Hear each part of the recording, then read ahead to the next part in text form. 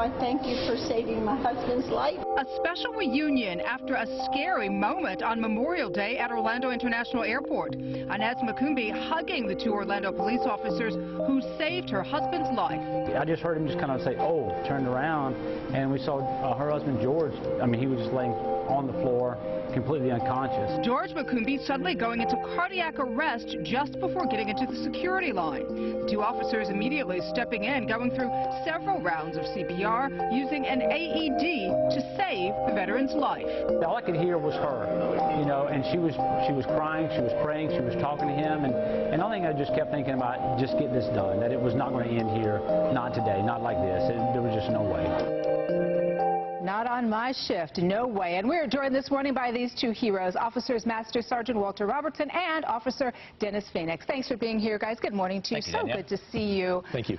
When something like that happens, what's your immediate first thought?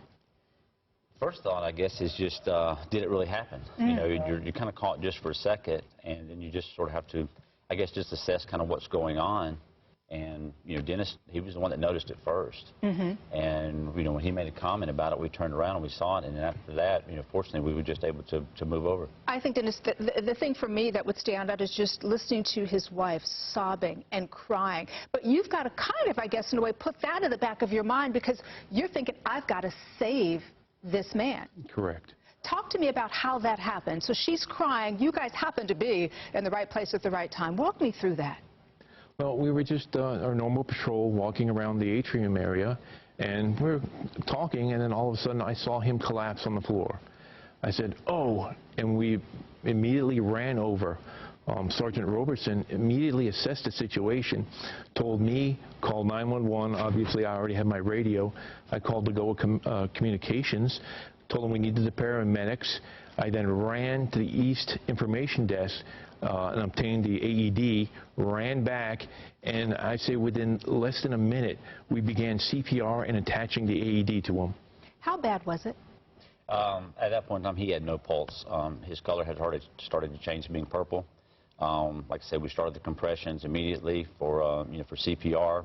When he went to get the AED, we went through several cycles of those. You know, and at this point in time, and just like I say, listening to his wife standing there having to watch, you know, we just kept working and working and working. And she was a big part of just my motivation, just to get this done. I was going to say, do you ever feel like when you're doing that, because you said you had to do this for several rounds, that, oh my goodness, this guy might not make it. Does that ever go through your mind? You know, not making it was not there. You know, it was making it was there. You know, and like I say, we just, you know, we had just gone through our refresher, and it was funny because you just done it. We had just gone through our refresher course, and the video lined up with it. And, you know, our instructor, Kate Beasley, had done a great job of preparing us for this and just our instructions.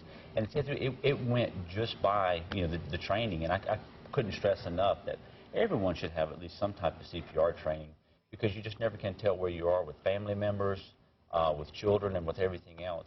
It's just an important tool to have around, and it's pretty simple to learn. And we're looking at video of the wife giving you guys just what I can only imagine is just the hug of a lifetime. What was going through your mind when you finally got that pulse back?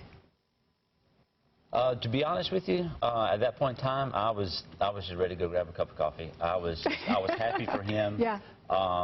You know, and I just had to step away. I was so happy for her. Were you overwhelmed? Was it a little bit overwhelming? At the time, it wasn't. A little bit later on, it was because, again, you felt pressure off of you. And like I say, she was so, at that time, you know, she was so thankful. You know, they were in the hospital. I went and visited with him Wednesday in the hospital, and he is a tremendous person. Both of them are wonderful, wonderful people.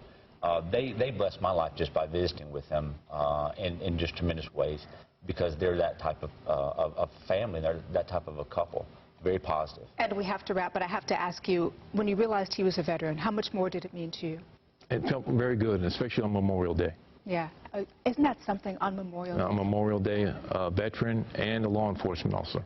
Wow. Well, we have to commend you all for the wonderful work you do, not just for that young man, we call him young man, but the work you do every single day. We certainly do appreciate you all. Thank you so much for all you do, and thank you for joining us this morning. Let's get on over to you, Jamie. Good morning.